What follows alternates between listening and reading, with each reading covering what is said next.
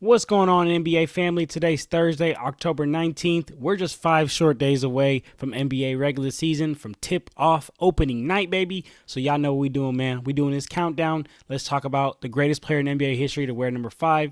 It's none other than Mr. Big Ticket himself, Mr. Kevin Garnett, Mr. Anything is Possible. Man, KG is one of the most underrated superstars of, I guess, and he's not of this generation, but he's slept on and he's underrated by this generation. Because what's crazy is, like, a lot of people that remember KG, they remember him for his trash talking abilities, which were great, but we can't just sit here and discredit his hooping abilities and what he was doing on the court, which that stuff was fantastic. But let's go ahead and get into KG, man. He's a 15-time All-Star, one-time All-Star Game MVP, one-time NBA MVP, one-time Defensive Player of the Year, 12-time First-Team All-Defense, 9-time All-NBA First Team, 4-time Rebounding Champion. The accolades are there. When you look at his career numbers, 18 points per game, 10 rebounds per game, 4 assists, 2 steals, 1 block on an efficient 50% from the field. And so when you look at his numbers, you look at the stats, look at the accolades, like, they're clearly all there. I talked about, multiple time All-Star. He's got an MVP. He's got a Defensive Player of the Year. But the reason why I think that this generation does sleep on KG is because when he went to the Celtics, because at first he was on the Timberwolves. Yes, he was balling out on the Timberwolves. He was doing his thing, but he wasn't in the limelight because the Timberwolves just don't get that many nationally televised games. So he was balling, and the hoop junkies, they knew about him, but the rest of the world, they didn't really know about him like that. But when he went to the Celtics, he really took a step back and went from being the 1A, the go-to guy, to being really the third guy. He took a step back to Paul Pierce and Ray Allen, and Paul Pierce and Ray Allen, they became the flashy scorers, and KG became the guy who's doing the dirty work, the guy who's doing all the little things that never really get shown up like that on the stat sheet.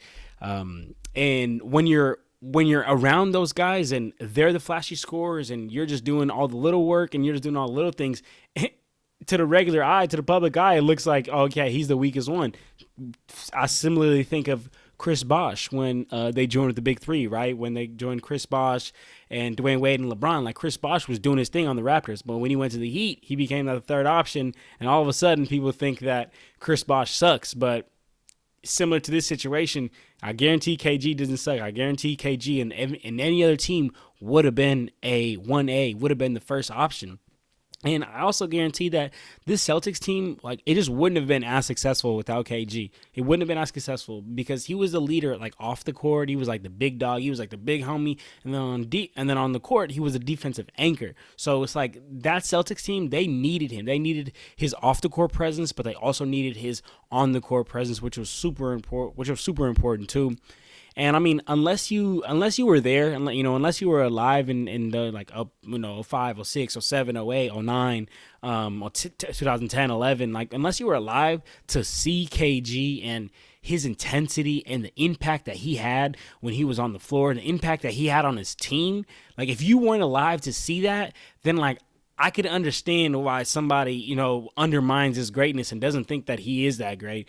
And it's kind of probably looking at me crazy, like, what? KG's the best player to ever wear number 5? Because Jason Kidd also wore number 5, and shout out Jason Kidd, he's from Oakland.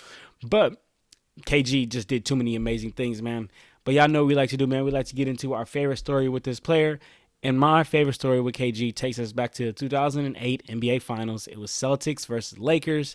The Celtics beat the Lakers in 6 games, and then KG won his first ring. And then the first thing the reporter asked him was like, KG, like, how you feeling? He ain't even have words. He was just like, man, anything is possible.